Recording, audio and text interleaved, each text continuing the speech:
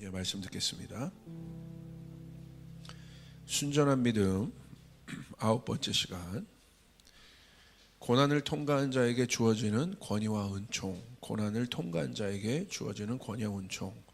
사망의 골짜기를 지난다는 것은 무엇인가? 우리 한번 보겠습니다. 오늘 본문은 시편 23편 4절 5절 말씀입니다. 우리 같이 읽겠습니다. 시작. 내가 사망의 음침한 골짜기로 다닐지라도 해를 두려워하지 않을 것은 주께서 나와 함께 하심이라. 주의 지팡이와 막대기가 나를 안위하시나이다. 주께서 내 원수의 목전에서 내게 상을 차려주시고 기름을 내 머리에 부으셨으니 내 잔이 넘치나이다. 이번 제가 부산 집회를 하는데요, 3일간 집회를 인도했습니다.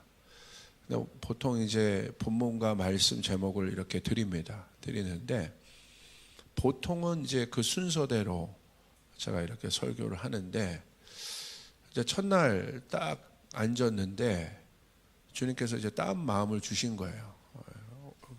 그 말씀을 전하려고 앉았는데, 부산까지 제가 이렇게 차를 타고 내려갔습니다. 우리 청년 2명이 좀 도와줘서 차를 타고 내려갔는데, 가는 내내 한 음성이 제게 있었어요. 그 음성이 뭐냐면 내 잔이 넘치나이다, 내 잔이 넘치나이다. 계속 그럴 때가 있잖아요, 속마음에. 이 음성이 뭘까? 내 잔이 넘치나이다. 그런데 그 설교를 하려고 강단에 올라가서 딱 앉은 순간 하나님이 그 말씀을 풀어주시는 거예요. 그게 무엇인가? 내 잔이 넘친다는 게 무엇인가? 그리고 그 말씀이 지금 시즌에 참 맞는 말씀이구나, 그런 생각을 좀 하게 되어 있습니다. 오늘 이 내 잔이 넘치나이다라는 이 다윗의 고백이 언제 하게 되냐면요, 사망의 음침한 골짜기를 지난 다음에 해요. 그래서 사망의 음침한 골짜기를 지난다는 것은 고난이지 않습니까? 그래서 이 고난의 문제가 사실은 굉장히 어려운 문제예요. 그러니까 고난 속에 있는 사람을 우리가 함부로 말할 수 없는 거죠. 욥의 친구들이 참 함부로 얘기했지 않습니까? 이해한답시고 얘기했는데 사실 그건 이해가 아니었죠. 그래서 우리가 우리의 삶에 느끼는 이 고난의 경중이 겉으로 보이기에는 다 다르게 보이지만, 고난을 겪는 사람에게 있어서 이 고난의 문제는 사실 쉬운 게 아닙니다. 근데 우리가 한 단계 더 들어가서 우리가 생각해 볼 필요가 있어요. 이 고난의 문제, 혹시 그 고난의 문제 가운데 또 사망의 음침한 골짜기를 지나는 분들이 있다고 한다면 잘 보시길 바랍니다. 우리가 두 가지를 생각해 볼 게 있는데, 하나는 하나님을 믿는 사람들이 당하는 고난과 하나님을 믿지 않는 사람들의 고난은 완전 다릅니다. 완전 달라요. 그러니까 하나님을 믿지 않는 사람들이 받는 고난이요, 이게 굉장히 힘든 문제입니다. 어려워요. 왜? 자기가 뚫고 가야 되기 때문에. 굉장히 쉬운 게 아닙니다. 우리 주변을 보십시오. 고난당한 사람들이 굉장히 많아요, 요즘에. 그러나 하나님을 믿는 우리 성도들이 받는 고난은 그러지 않아요. 똑같이 고난은 있습니다. 그러니까 여러분, 우리가 잘 생각해, 사람들이 많은 오해를 하는데 어떤 오해를 하냐면, 반석 위에 지은 집과 모래 위에 지은 집이 있잖아요. 그런데 반석 위에 지은 집은 풍파가 와도 무너지지 않고, 모래 위에 지은 집은 풍파가 오면 무너져요. 근데 중요한 건 풍파는 똑같이 온다는 거예요. 그러니까 성도라고 해서 고난이 없다는 게 아니에요. 그러면 우리가 두 번째로 생각해 볼 것은, 하나님을 믿는 내가 받는 고난의 의미는 뭔가를 생각해 봐야 돼요. 나에게 있어서 고난, 나는 하나님을 믿고 있는데 왜 나에게 고난이 있는가, 이것들을 생각해 봐야 합니다. 어떤 생각을 해봐야 되냐면, 하나님이 허락하신 거라는 거예요. 이거 어렵죠? 그런데 우리는 그걸 받아들여야 합니다. 그러니까 하나님께서 고난을 허락하실 때는 의도가 있어요. 이유가 있습니다. 여러분이 하나님을 믿고 있는데 고난 가운데 있다고 한다면, 그 고난 속에서 분명히 하나님이 말씀하시는 메시지가 있습니다. 그 메시지를 발견하셔야 돼요. 아멘? 저도 약속의 땅을 선포하고 1월 첫 주에 과감하게 나가자고 선포했지 않습니까? 그러자마자 여러분 발이 이 모양이 되지 않습니까? 질문이 많더라고요, 제 안에. 그래서 첫 번째 오는 정죄감은 뭐였냐면, 제가 다리 다쳤을 때 제가 한번 얘기했을 거예요. 첫 번째 제가 다리가, 이것도 예배 때 다쳤는데, 그때 사실 정죄감이 왔어요. 너 예배 때 다친 게 왜 그래? 너 문제가 있는 거 아니야? 너 뭐 잘못한 거 아니야? 뭐 이런 정죄감이 막 저를 사로잡더라고요. 그래서 제가 그 마음을 거기 있는 저기 같은 동역하는 목사님들에게 나눴더니, 목사님들이 그 음성을 차단시키더라고요. 아니죠. 조 목사 그러지 않아. 그래서 이 믿음의 동역자들이 참 필요합니다. 뭐라고 그랬냐면, 예수를 믿는 우리들에게는 결코 정죄함이 없다. 할렐루야. 그러니까 제가 공기가 제 마음이 확 바뀌더라고요. 그 다음부터 제가 질문하기 시작해요. 그럼 하나님, 왜 이 일들을 주셨습니까? 라고 그때부터 하나님을 향한 질문들이 바뀌기 시작해요. 그때부터 하나님께서 말씀하기 시작하시더라고요. 왜 고난을 주었는지. 여러분, 성도들에게 있어서의 고난은 반드시 메시지가 있다는 거예요. 그래서 여러분, 그 메시지를 발견하셔야 된다는 거예요. 그냥 지나가는 게 아닙니다. 메시지가 있어요. 하나님 말씀하신 것이 있어요. 여러분, 뭐 재정 때문에 어떤 사람 관계 때문에, 자녀 문제 때문에, 아니면 여러 가지 일 때문에 여러분 받는 고통의 문제들은 다르지만, 그 속에서 하나님이 말씀하시는 것이 있단 말이에요. 그것을 발견하는 것이 중요합니다. 그래서 성도에게 있어서 고난이 무엇인가 우리가 좀 생각해 볼 때, 첫 번째, 성도에게 있어서 고난은요, 성경적으로 한번 정리를 해보길 원합니다. 값어치 있는 소망을 취하는 단련된 몸을 만들어주기 위해 고난을 주신다는 거예요. 왜냐하면 앞으로 이 고난에서 끝나는 것이 아니라, 고난의 십자가로 끝나는 것이 아니라, 이 고난의 십자가는 반드시 영광의 십자가로 연결되게 되어 있다는 것입니다. 아멘. 그런데 제가 이런 제목을 좀 달았어요. 값어치 있는 소망이라는 거예요. 쓸데없는 소망이 아니라, 허영심들이 아니라, 욕망의 소망이 아니라, 값어치 있는 소망을 취하기 위한 단련된 몸을 만들기 위해서 하나님이 고난을 주신다는 거예요. 그래서 로마서 5장 3절부터 4절 우리 말씀 한번 읽어보겠습니다. 시작. 다만 이뿐 아니라 우리가 환난 중에도 즐거워하나니, 이는 환난은 인내를, 인내는 연단을, 연단은 소망을 이루는 줄 알미로다. 성경에 보면 항상 짝을 이루는 단어들이 있습니다. 지혜와 계시, 총명, 이것이 짝을 이루어요. 그래서 이런 짝들을 좀 잘 알아야 돼요. 아버지와 아들, 뭐 아내와 남편, 이런 것처럼 이 두 개념을 다 이해해야 온전하게 이 개념을 이해하는 단어들이 참 많습니다. 환난도 고난도 그래요. 반드시 함께 이해해야 될 것은 뭐냐면, 환난과 인내는 함께 움직여요. 절대 따로 움직이지 않습니다. 그래서 성도에게 있어서 고난의 유익은 오늘 로마서를 보니까 인내를 통한 연단이라고 말하고 있는 거예요. 그러니까 하나님이 허락하시는, 세상 사람이 받는 고난 말고요. 그래서 세상 사람들이 고난을 받으면 어려운 겁니다. 해석이 안 되는 거예요. 이해가 안 되는 거예요. 그러나 성도들이 받는 고난은 해석할 수 있다는 거예요. 할렐루야. 고난의 의미가 있다는 거예요. 인내를 통한 연단이다. 하나님이 고난을 왜 주시냐? 첫 번째, 연단을 주시기 위해 준다는 거예요. 연단은 뭐예요? 몸이 단단해지는 것입니다. 자, 히브리서 12장 2절 한번 또 보겠습니다. 시작. 믿음의 주요 또 온전하게 하시는 이인 예수를 바라보자. 그는 그 앞에 있는 기쁨을 위하여 십자가를 참으사 부끄러움을 개의치 아니하시더니 하나님 보좌 우편에 앉으셨느니라. 예수님께서 고난을 받으셨는데 왜 받으셨어요? 그 앞에 있는 기쁨을 취하기 위해서. 그러니까 성도 안에 있는 고난은 고난으로 끝나는 것이 아니라, 성도의 고난에 숨겨져 있는 것은 뭐냐면 소망이라는 거예요. 할렐루야. 여러분, 이 사실을 알아야 합니다. 그것을 발견하는 게 메시지예요. 하나님이 이래서 나에게 일들을 허락하셨구나. 그래서 모든 성도의 고난에는 메시지가 있습니다. 이거를 발견해야 여러분의 고난이 유익으로 바뀌어지는 여러분 일들이 일어나게 됩니다. 그래서 이 소망은 아무나 가질 수 없어요. 값어치 있는 소망이기 때문에.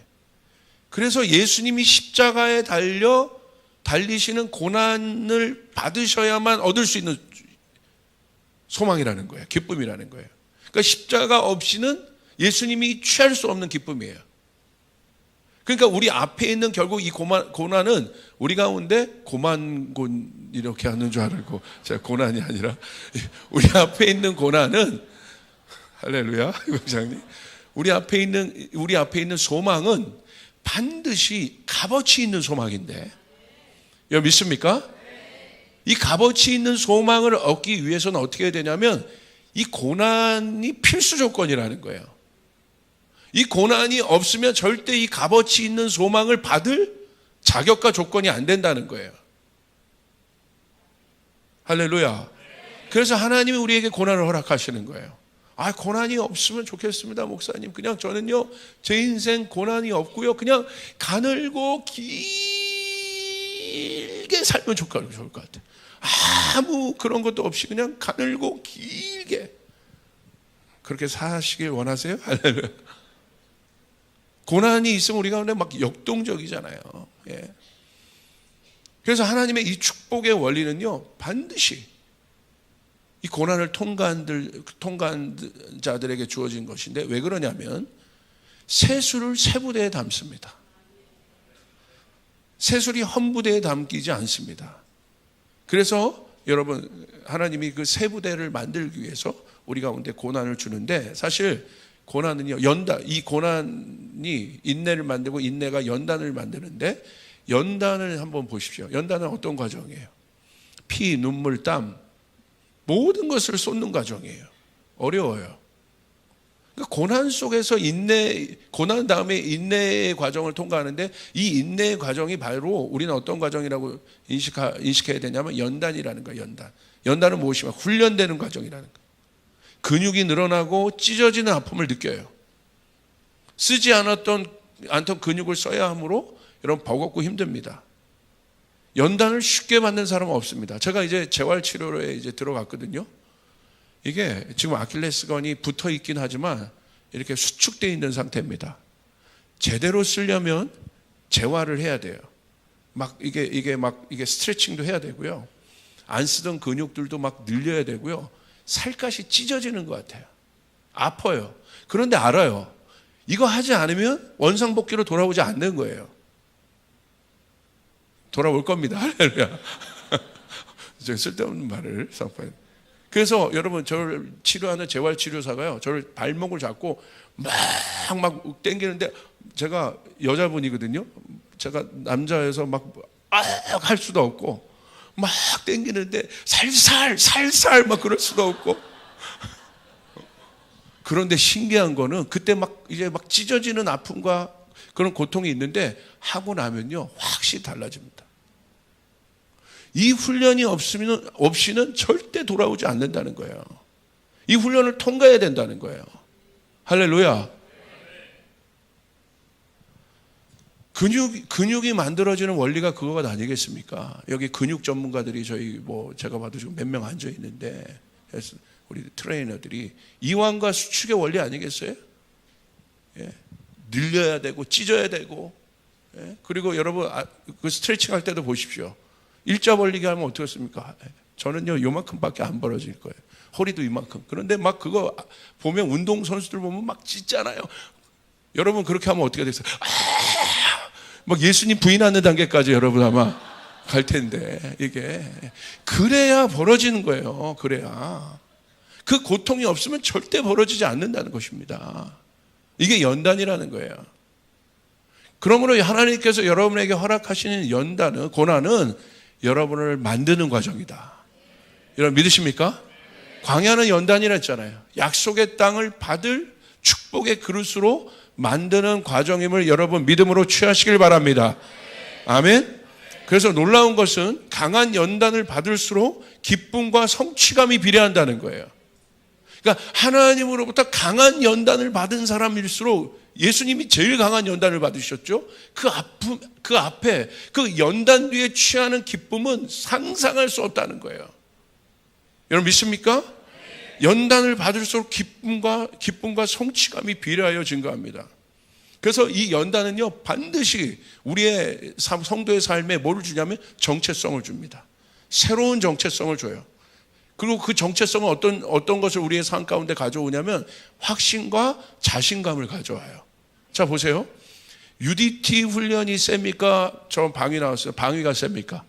솔직히 제가 방위지만 너무합니다. 너무 훈련을 안 받아요. UDT, 특공대, 해병대 이런 데 나온 분들 보세요. 와, 한변 해병이면 뭐라고요? 영원한 해병이라. 한 번 방위가 영원한 방위다. 이런 구호를 들어보셨습니까? 와, 뭐 길거리에서도 해병대가요. 어머니 앞에 딱 있으면 여러분 보면 막 길거리에서 어머니가 장사하시는 분인데 첫 휴가 나와가지고 해병대가 필승 막 하면서 막 아들 쫙쫙쫙 막 이러잖아요. 막 하면서 예? 무슨 말하는지 모르면 쌍다 막 이러면서 하잖아요. 왜 그럽니까? 그런 사람들이 뭐예요? 와, 해병대구나. 인정해 주잖아요. 근데 방위는 어떻게 해요? 제가 옛날에 예비군 훈련을 제가 했거든요. 예비군 훈련을 출석 체크를 했어요. 그러면요, 저는 알아요. 그 예비군 오시는 분의 방위가 누군지 알아요. 야상 빌려 입고 옵니다, 이거를. 왜냐하면 세계니까. 보면 어디 가서 막 해병대 막 이런 거 빌려 입고 오는데 저는 계급을 보죠. 제가 갖고 있는 상. 아이고, 막 뭔가 쑥스럽고 막 이런 게 있어요. 그런데 여러분, 센 훈련을 받은 사람일수록 어때요? 정체성이 있다. 자신감이 있다. 그러면 여러분에게 하나님께서 고난을 세게 주신다. 반드시 여러분에게 자신감을 주신다는 거예요. 할렐루야. 여러분 믿습니까? 그것을 준다. 우리 이렇게 조이풀교회는 뭔가 이렇게 세냐? 뭐 부흥회를 하더라도 뭐 하루 건너서 이렇게 좀 하지 그냥 할렐루야. 여러분, 그러나 그 시간들을 통과하고 나면 하나님 우리 가운데 그 연단을 통과하고 나면 강한 몸을 주십니다. 강한 영적인 근육을 주십니다. 여러분, 이 헬스 하시는 분들이 딱 보면 딱 하고 나서 항상 어떤 사진을 찍어요? 바디 프로필 사진을 찍어요. 딱 벗고 어디 가서든지 벗기를 원해. 저도 항상 여러분 옛날에 운동을 많이 할 때 제가 팔 근육을 얼마나 키웠는지 그때 제 사진을 보면요, 모든 옷이 나시였어요. 왜냐하면 항상 이러고 다니고 싶은 거예요. 이게 보여주고 싶은 거죠. 이게 운동했으니까, 노력했으니까, 만들었으니까. 그 쉽게 만들어지지 않는 거예요. 영적인 몸도 마찬가지예요. 여기 영적인 몸 한번 베껴볼까요? 여러분, 어떤 운동 안 한 몸들 막 축축 늘어져 있지 않습니까? 우리의 영적인 몸도 똑같다는 거야. 여러분, 영적인 근육이 있어야 합니다. 할렐루야. 여러분 믿습니까? 그래서 하나님이 고난을 주시는 거예요. 이게 고난의 의미라는 거야. 하나님 왜 나에게 이런 고난을 주시나요? 어려움을 주시나요가 아니에요. 그렇게 말하면 안 되는 거야. 하나님이 그 연단을 통해서 여러분에게 강한 몸을 만들어 주시는 것입니다. 할렐루야. 그래서 연단이라는 단어를 쓰는 거예요. 환난은 인내는 연단을 만드는 것입니다. 그런데 이 연단은 어떤 연단일까요? 우리 안에 있는 세상 찌꺼기들을 빼내는 거예요. 잘못된 것들을 빼내는 것이에요. 우리의 욕망들을 빼내는 것이에요. 할렐루야. 그래서 십자가가 고난이지만 영광으로 가게 되는 것입니다. 내 자아가 죽어야 되는 것입니다. 여러분 믿으시면 아멘 합시다. 그것 때문에 어려웠다는 것을 아는 거예요. 그 고난을 통해서 십자가를 발견하게 되고, 왜 내가 어려웠는지, 내 삶이 왜 어려웠는지, 하나님이 이 일을 통해서 나를 더 깊은 곳으로, 또 나에게 하나님께서 이 일들을 통해서 많은 영역 가운데 확장을 주시려고 하는구나 라는 것들을 이제 깨달아야 되는 것이죠. 그게 연단인 거예요. 그러기 위해서는 세상 것들이 다 빠져야 되는 거예요. 연단은 어떤 것입니까? 값진 소망을 담을 그릇이 만들어지는 과정이란 말이에요. 이게 연단이라는 거예요. 할렐루야. 요즘에요, 제가 봤을 때 우리 이 현대인들 가운데 가장 많은 게 뭐냐면, 옛자로부터 오는 게 뭐냐, 허영심이에요. 허영심. 이 영어로 보면 vain glory라고 하는데 헛된 영광이라고 하죠. 허영심. 제가 이 허영심에 대해서 어떤 분이 글을 쓴 그 글을 좀 제가 봤습니다. 이게 우리 안에 꽤 많습니다. 어떤 걸 봤냐면, 요즘에 유행하고 있는 드라마가 더 글로리라는 그 드라마가 있는데, 아마 상당히 유행인가 봅니다. 거기에 혜정이라는 캐릭터가 나오는데, 이 혜정이라는 캐릭터는 누구냐면 그 재벌들 부잣집 딸들 속에서 사는 그냥 가난한 여자아이인데 항상 그런 세계를 동경하는 여자예요. 캐릭터예요. 그런데 어느 날 이 혜정이라는 캐릭터가 집에서 뭐 세탁소를 했는지 세탁소에 가가지고 어느 모임에 가는데 명품 옷이 이렇게 걸리는 남의 옷이잖아요. 그것을 입고 나간 겁니다. 그 친구들 만나러. 근데 그 친구들이 보는데, 그건 진짜 부잣집 여자애들이 보는데 웃는 거예요. 막 왜 웃었냐면 자기 옷인 거예요. 그게 자기 옷을 그 혜정이라는 애가 입고 온 겁니다. 그러면서 그 돈 많은 여자애가 친구가 혜정이 옷을 막 목을 느리면서 막 조소하는 거죠. 참소하는 거죠. 아이고 막 그러면서 네 옷도 아닌데 네가 이런 거 입고 다닌다고. 그러면서 거기서 막 혜정이가 막 오열을 하는 그런 장면이 있대요. 그런데 여러분, 그 놀라운 건 뭐냐면요, 그 여자애들이 갔습니다. 이거 벗어줄까 그랬더니 야야야 너나 입어. 그러고 간 거예요.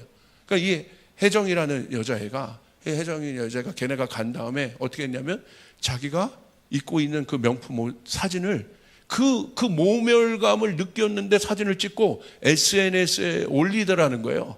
그러면서 거기다 뭐라고 쓰냐면 친구들아 고맙다, 얘들아 고마워. 그 상황이 아니잖아요. 속이는 거지 않습니까?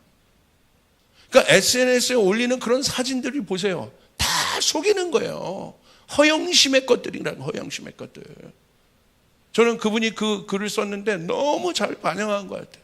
우리 안에 그런 것들이 있지 않습니까? 보여주려고, 예? 허영심, 애들 가르칠 때도 뭐 할 때도, 우리가 뭐 할 때도, 뭐 교회도 마찬가지로 지난번에 제가 외식하는 것에 대해서 설교했지만 있지 않습니까? 여러분, 이 고난을 통해서 그런 것들이 다 빠져야 된다는 거야. 할렐루야. 그래야 우리가 진짜를 가질 수 있게 된다는 거예요. 아멘. 진짜 영광을 취할 수 있다. 헛된 영광이 아니라 진짜 영광을 만날 수 있게 된다는 겁니다. 아멘. 그래서 이 고난의 과정을 통해서 그런 것들이 다 빠지는 거예요. 세상 욕망, 세상 것들이 다 빠지게 되는 것이에요. 그래서 하나님이 여러분에게 고난을 주시는 거예요. 이게 이유입니다. 우리 가운데 우리의 몸을 담백하게 하기 위해서, 깨끗하게 하기 위해서, 우리의 생각을 단순하게 하기 위해서. 여러분 믿으시길 바랍니다. 우리 옆 사람에게 선포하겠습니다. 진짜 영광을 봅시다. 두 번째 고난의 유익은 뭐냐면요, 시편 119편 71편을 보세요. 우리 같이 한번 읽겠습니다. 시작. 고난당한 것이 내게 유익이라. 이로 말미암아 내가 주의 율례들을 배우게 되었나이다. 성경에서 말하는 고난에 대한 두 번째 태도는 유익입니다. 유익이라고 써 있는 거예요. 근데 어떤 유익이냐 보세요. 고난당하는 것이 내게 유익입니다. 그러면서 이로 말미암아 어떤 유익이냐면 내가 주의 율례들을 배우게 되었습니다. 고난을 통해서 유익을 얻었는데 이 유익을 통해서, 이 유익은 무엇이냐? 하나님의 말씀을 이해하게 됐다는 거예요. 할렐루야. 여러분, 고난을 통과하지 않은 사람은요 절대 십자가가 뭔지를 이해 못해요. 그러니까 고난은 뭐냐? 하나님의 말씀이 내게 체화되는 과정이라는 거예요. 말씀이 육신이 되는 것처럼 여러분이 성도들이 고난을 통과하고 있다면 그 속에서 하나님이 여러분에게 말씀을 주실 것입니다. 저는요 이번 이 어려움이 있었어요. 그런데 이 어려움 속에서 저에게 말씀이 체화된 게 하나가 있어요. 그게 바로 뭐냐면 연초에 제가 뽑았던 빌립보서 4장 6절 말씀이에요. 너희는 아무것도 염려하지 말고 오직 모든 일에 기도와 간구로 너희 구할 것을 감사함으로 하나님께 아뢰하라. 그리하면 모든 지각에 뛰어나신 하나님의 평강이 너희 생각과 마음을 지키시리라. 할렐루야. 제가 염려 가운데 있게 돼요. 고난은 염려거든요. 그냥 염려 안에 머물게 되면 여러분 염려가 어려운 거 아시죠? 우리의 뼈를 삭게 합니다. 잠을 못 자게 해요.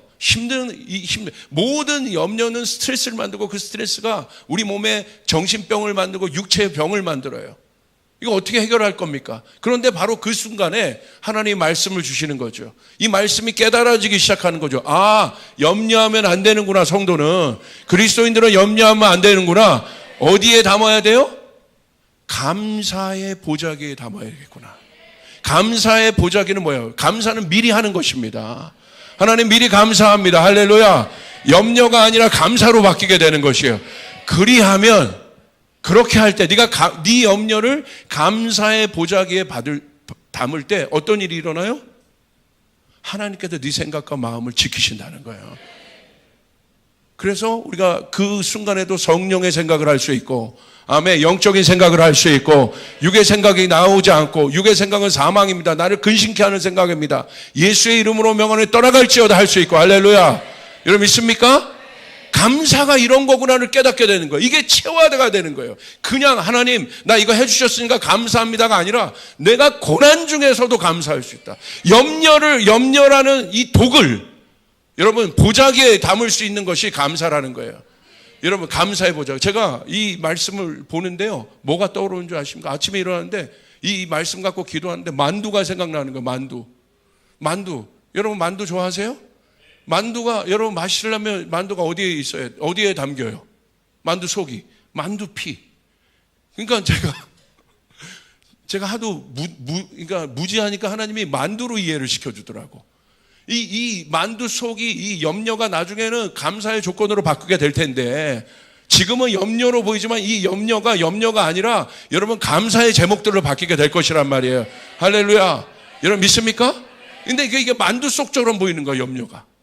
그럼 이 만두 속을 잘 담으려면 어디에 담아야지?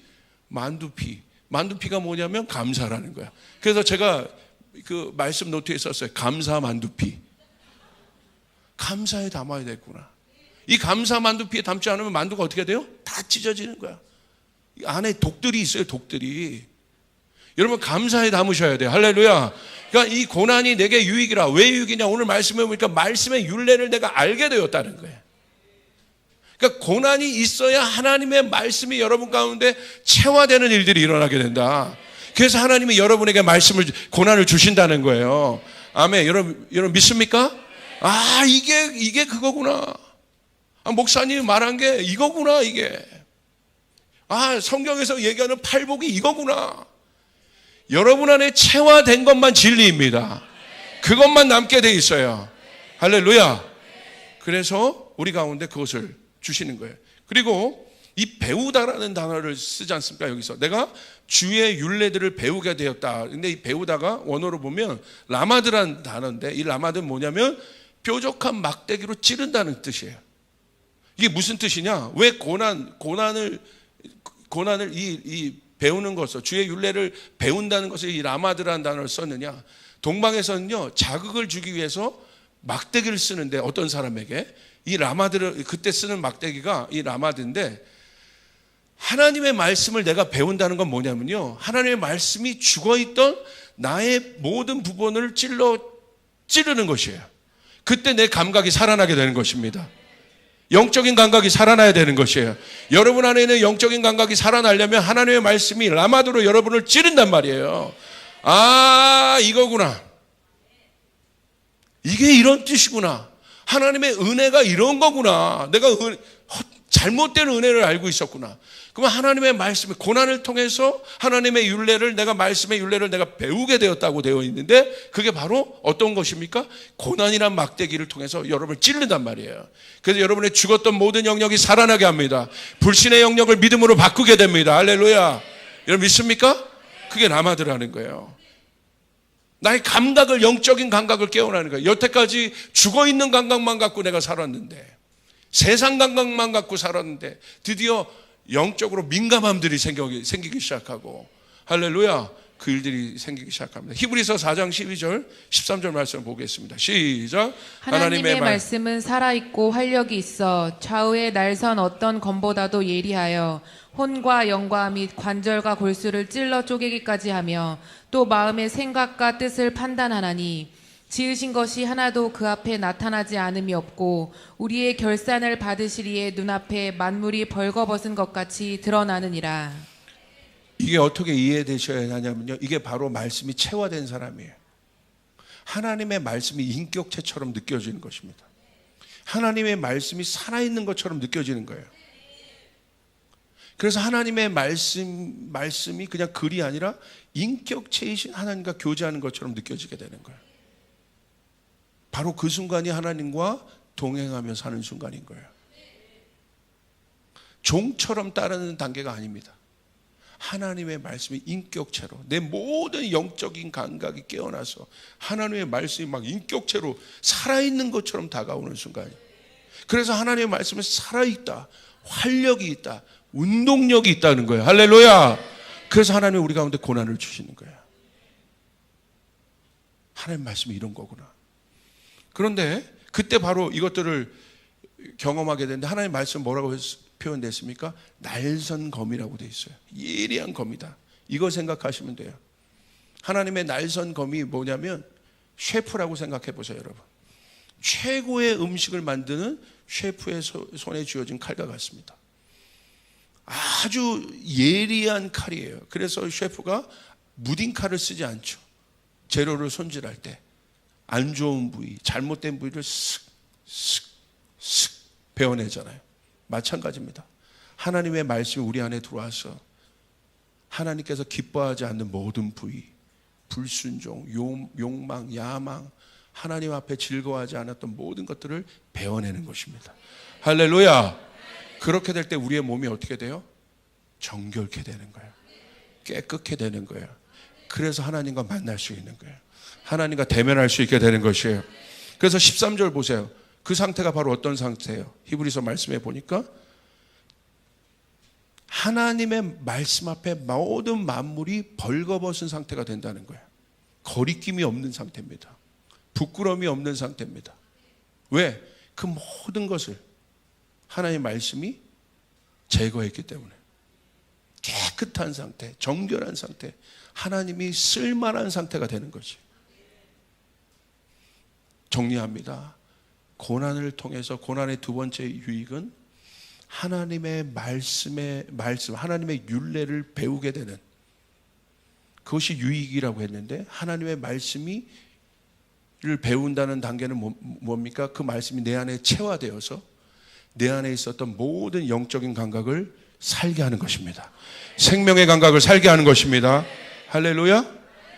그렇게 될 때 우리가 어떤 상태가 돼요? 하나님 앞에 날마다 정결한 상태가 되고 자발적으로 하나님의 말씀과 교제하게 되고 인격체이신 하나님의 말씀을 대하는 그런 단계가 됩니다. 순결하고 정직한 상태가 되는 것입니다. 바로 이 상태가 어떤 상태예요? 부끄러움이 없어요. 하나님 말씀 앞에. 이게 바로 죄 짓기 전에 아담의 상태예요.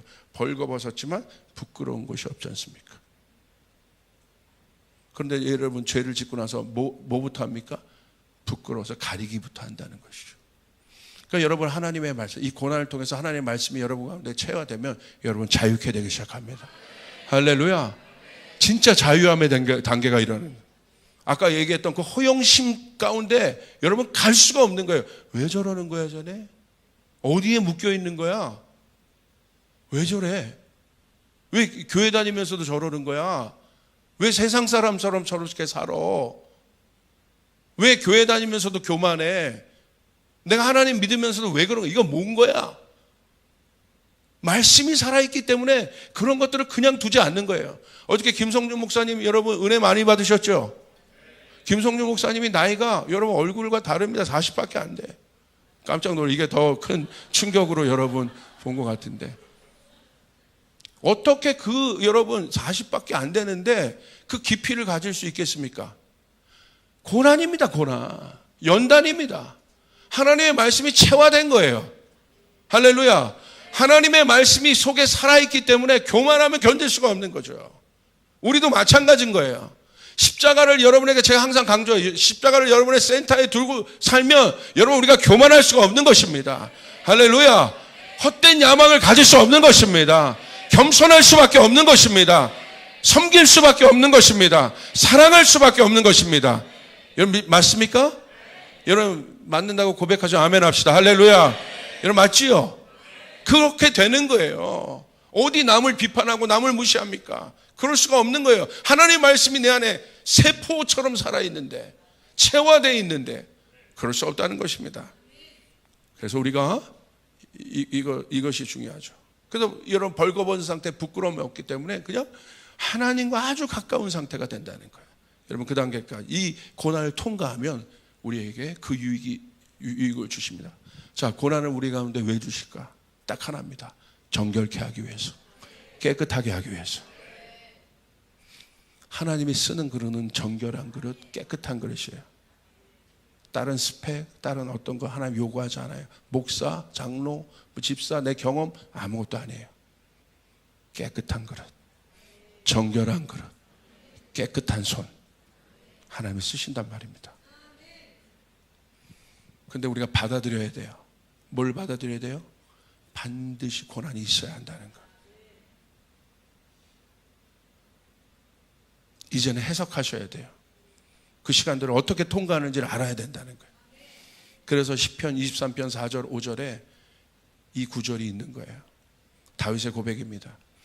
내가 사망의 음침한 골짜기로 다닐지라도 해를 두려워하지 않을 것은 주께서 나와 함께 하심이라. 주의 지팡이와 막대기가 나를 안위하시나이다. 여러분, 사망의 음침한 골짜기를 다니는 것은 다윗의 삶을 표현한 것입니다. 쉽지 않아요. 원수가 정죄하고 죽을 것 같고 소망이 없는 것 같고 어떻게 얼마나 힘들면 이런 표현을 했을까요? 사망이란 건 죽을 것 같다는 거잖아요. 희망이 없다는 거잖아요. 그리고 음침하대. 빛도 없는 거예요. 습하고 그런 음침한 골짜기로 지금 다윗이 통과하고 있는 것입니다. 다윗의 인생을 보십시오. 얼마나 많은 고난이 있었습니까? 그 시간들을 다윗이 통과하는 거예요. 여러분, 마지막 때 교회는요 반드시 환난을 통과하게 돼 있어요. 주님 오시기 전까지. 이게 성경적인 사실이에요. 유토피아가 아닙니다. 반드시 하나님께서 교회에게 환난을 허락하십니다. 왜 허락하십니까? 정결한 신부로 만들기 위해서. 할렐루야, 아멘. 믿습니까? 이게 복음이에요. 환난이 없다? 아니에요. 있어요. 이제는 하나님이 고난 막 다 힘들지요. 그러나 우리가 그 깊은 단계로 나가야 돼. 더 깊은 단계로 나가야 돼요. 왜 나에게 어떤 사람이 육신의 질병, 어떤 사람은 가문의 어려움, 어떤 사람은 가정의 어려움, 직장의 어려움, 갑자기 들이닥친 많은 어려움들, 사망의 음침한 골짜기 같고 숨도 쉴 수 없고 잠도 못 자겠고, 왜 이런 것들을 다윗도 그러지 않았습니까? 다윗의 시편을 보면 그런 솔직한 고백들이잖아요. 왜 그렇습니까? 그런데 누가 허락하신 것입니까? 하나님이 허락하셨다. 하나님은요 공중의 새도요 하나님의 허락 없이는 한 마리도 떨어지지 않아요. 모든 것이 하나님의 주권안의 이름을 여러분 믿으시길 바랍니다. 고난의 시작은 하나님이세요. 고난의 시작을 허락하신 것이 하나님이에요. 그 말은 무슨 말이냐면 끝도 하나님이 맺으실 거라는 거예요. 할렐루야. 욥을 보십시오. 욥의 고난의 시작을 누가 시작하셔서? 하나님이 시작하실 거예요. 근데 끝을 누가 맺으세요? 하나님이 맺으시는 거예요. 우리가 그것을 깊이 이해됩니다. 자, 그러면서 다윗이 이 사망의 음침한 골짜기를 지났습니다. 인내함으로, 연단받음으로 지났는데 이 고난을 통해서 다윗이 받았던 유익이 두 가지가 있습니다. 이건 거예요. 자, 뭡니까? 5절 우리 같이 한번 읽겠습니다. 시작. 주께서 내 원수의 목전에서 내게 상을 차려주시고 기름을 내 머리에 부으셨으니 내 잔이 넘치나이다. 사망의 음침한 골짜기를 지나는 사람에게 주시는 첫 번째 유익이 뭐냐? 주님이 여러분을 존귀케 하십니다. 와, 깜짝 놀란 거예요. 주님이, 제가 미국에서 다녀오는데 기도하는데 두 가지 음성 주셔서, 하나는 빌드업이라는 단어, 세우겠다. 그 다음 또 하나는 존귀케 하리라. 사망의 음침한 골짜기를 지날 때요, 사단이 여러분 정말 까붑니다. 밀가부르듯이 까불어요. 수많은 음성들을 줘요. 이때 우리가 힘든 이유는 뭐냐면 하나님의 음성이 안 들려요. 왜? 하나님이 연단이기 때문에. 우리가 인내로, 연단으로, 아프지만, 어렵지만, 힘들지만 묵묵히 이 시간을 통과해야 되는 거예요. 고난을 비켜갈 수 없어요. 통과해야 되는 거예요. 할렐루야, 아멘, 아멘. 그러나 거기서 끝나는 것이 아니라 시간이 갈수록 또 어느 순간 고난이 끝나는 시점이 있는데, 계절이 바뀌는 시점이 있는데, 그 다음부터는 하나님이 뭘 주시냐면 존귀케 하십니다. 원수를 치는 게 아니에요. 원수를 무너뜨리는 게 아니에요. 원수의 목전에서 내가 원수를 무너뜨린 것이 아니에요. 원수의 목적에서 어떻게 해요? 상을 주신다는 건 뭐냐면 존귀케 해버리는 거예요. 아예 다른 존재로 여러분을 높이시는 거예요. 할렐루야. 이 사망의 음침한 골짜기를 지난 사람에게 주는 첫 번째 유익은 여러분에게 존귀함을 주실 것입니다. 존귀한 단계는 뭐예요? 아무도 못 건드리게 하는 거예요. 그 다음에 두 번째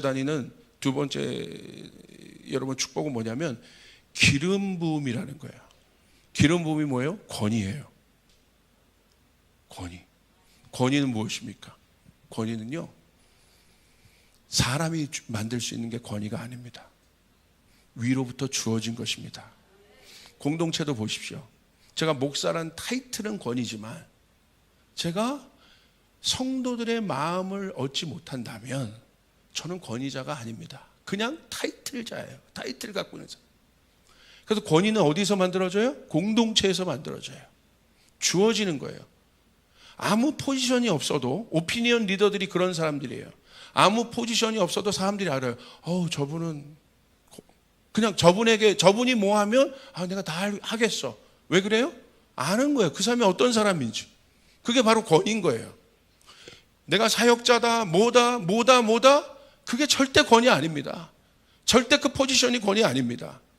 권위는 주어지는 것입니다. 할렐루야. 여러분 맞습니까? 근데 누구에게 그 권위가 주어집니까?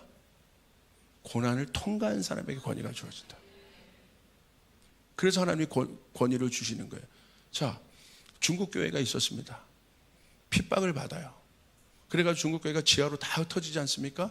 지하교회, 중국 교회가 엄청나게 많은 사람들이 예수를 믿어요.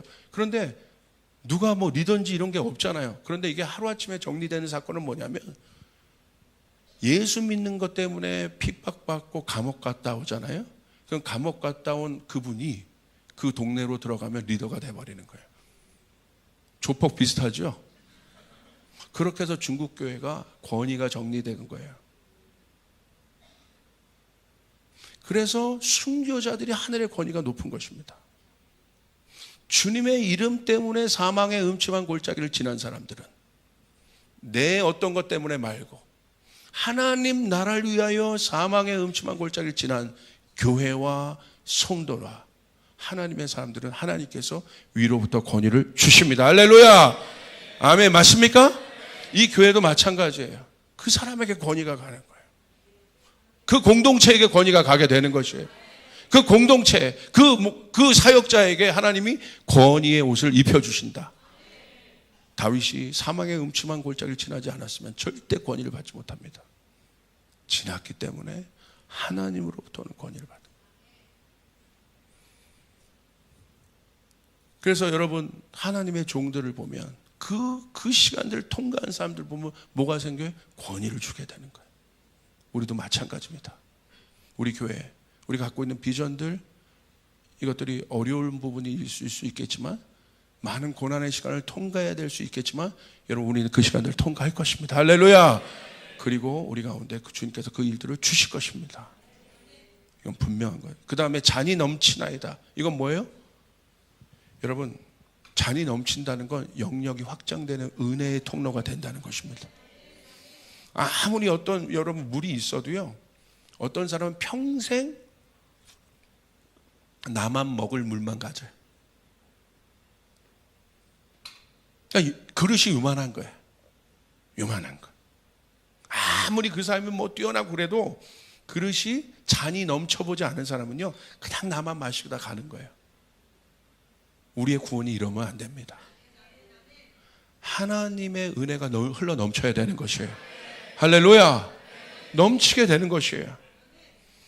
위에 달랑달랑 차는 순간이 아니에요. 그런데 어떤 사람들 보면요, 이렇게 물이 채워지다가 이 컵 위에 달랑달랑 여기 계속 1년 전에도 2년 전에도 10년 전에도 계속 달랑달랑 채워지는 사람이 있어.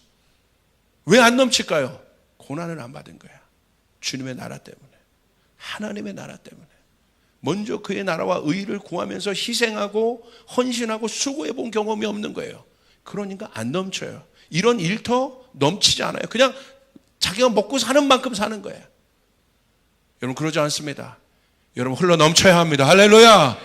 아멘. 바로 그 순간이에요. 와, 다윗, 네가 사망의 음침한 골짜기를 다윗이 잘못해서 간 게 아니지 않습니까?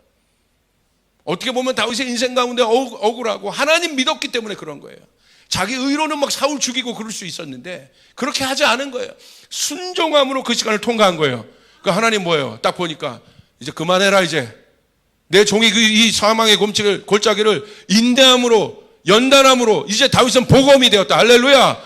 내가 다윗을 사용하리라. 아멘. 다윗이 가는 곳마다 승리를 주리라. 내 잔이 넘치나이다. 할렐루야. 여러분, 그 일들이 우리 조이풀 교회 가운데 일어나야 된다는 것이에요. 500개의 비전은 바로 그것입니다. 하나님, 우리로 끝나는 것이 아니라 100개의 교회를 돕거나 세우게 도와주시옵소서. 500명의 선교사를 돕거나 세우게 도와주시옵소서. 그러면 어떤 은혜가 있어요? 우리 힘으로 안 된다는 거예요. 넘쳐나야 된다는 거예요. 넘쳐나리라. 할렐루야. 그 일들이 일어나야 돼요. 여러분, 에스겔서 47장에 그 넘쳐남이 있을 때 어떤 일이 일어납니까? 그 넘쳐난 물이, 성전으로부터 넘쳐난 물이 열방을 치유합니다. 여러분의 삶 가운데 넘쳐남이 있기를 바랍니다. 할렐루야. 그런데 이 넘쳐남의 법칙이 있어요. 제일 먼저, 누구 먼저 넘치게 하냐면 리더 먼저 고난을 주시는 거예요. 내가 리더라고 생각하는 사람은 여러분, 고난을 받을 때 내가 반드시 이 고난을 통과해야겠구나. 제가 기도할 때 뭘 보여주셨냐면 샴페인 잔이 있죠. 하나 있고 둘, 셋, 예, 가면 이 밑에까지 샴페인 잔이 채워지려면 어떻게 해야 돼요? 맨 윗잔이 채워져야 되는 거예요. 그래야 넘쳐 흐르면 두 번째 잔이 채워지고 그 다음에 세 번째, 네 번째, 나머지 모든 잔들이 채워지는 것이에요. 하나님이 리더로 세운 교회는 반드시 이 순간을 통과하게 함으로 잔이 넘치게 하십니다. 자, 보십시오. 예수 그리스도, 우리의 리더이신 그분이 고난을 받으심으로 그 잔을, 그분 스스로가 이 잔을 피하게 해달라고 했던 그분이 이 고난을 받아들이심으로 그분의 잔이 넘쳐난 것입니다. 그래서 이 잔이 온 열방으로 흘러가게 된 것입니다. 우리 교회도 마찬가지입니다. 좋은 교회가 되는 것을 희망하지 마십시오. 그건 철저하게 세상적 컨셉이에요. 좋은 성도, 좋은 교회 아니죠. 영적인 교회가 돼야 되고, 할렐루야, 영적인 성도가 돼야 돼요. 아멘. 맞습니까? 하나님 뜻대로 순종하며 가는 그런 사람들이 되고, 다윗이 그거예요. 다윗이 그 시간을 통과해 주었기 때문에 내 잔이 넘치나이다. 내 잔이 넘치나이다. 우리 조율불 교회는 선두주자로 주님께서 부르셨다고 저는 믿고 있습니다. 근데 하나님이 어렵잖아요. 선두에서 가는 사람들 어렵습니다. 그냥 쉽게 저희 조율불 교회도 가늘고 길게 아무 일도 안 하고 가면 되잖아요. 왔다가 이렇게 왔다가 이렇게 갔다가 아무 일도 안 하고 가늘고 가늘고 아니라는 거예요. 할렐루야. 이 사람이 아닙니다. 다윗, 왜 다윗을 다 부러워하면서 다윗의 사망의 골짜기는 안 지나려고 합니까? 어린아들 위해서 성도님의 자녀가 다윗과 같이 되는 축복이 있을 것입니다. 아멘, 아멘, 목사님, 아멘, 아멘. 속은 그러죠. 사망의 음침한 골짜기 지나리라.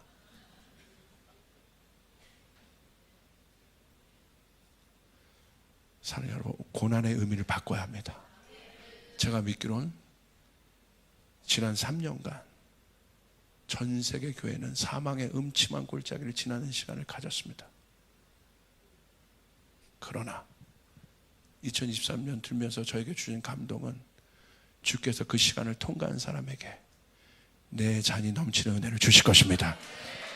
사망의 음침한 골짜기를 지날 때 어렵잖아요.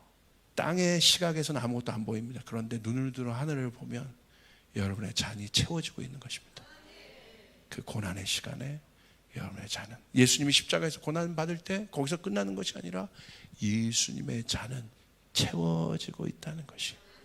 그러면서 예수님이 다 끝났다 하실 때 그 잔이 넘치게 되는 것입니다. 여러분의 잔은 어떻습니까?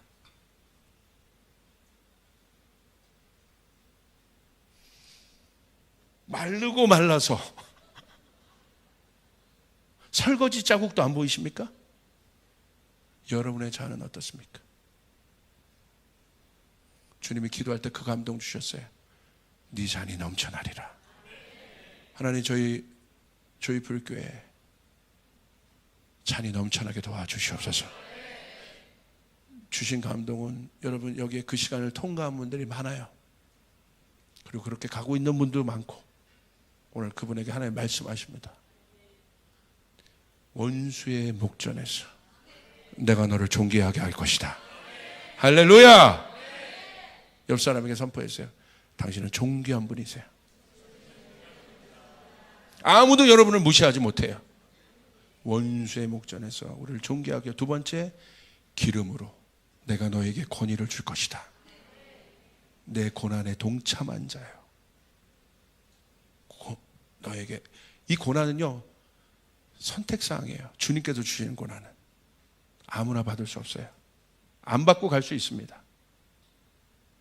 그러나 주님 나라에 뛰어든 사람은 주님이 그렇게 말씀하시는 거예요. 내 고난에 동참하였다. 여러분, 그러지 않으면 우리는 그냥 편안한 삶을 살 수 있잖아요. 그냥 이방인처럼 무엇을 먹을까 마실까 살면서 가늘고 끼 살 수 있지 않습니까? 아닌 거예요. 우린 그런 삶을 원하는 것이 아닙니다. 환난은 인내를 연다는 소망을, 이 소망은 최고의 가치라는 거예요. 그 잔이 우리 가운데 넘쳐나야 합니다. 할렐루야, 믿습니까?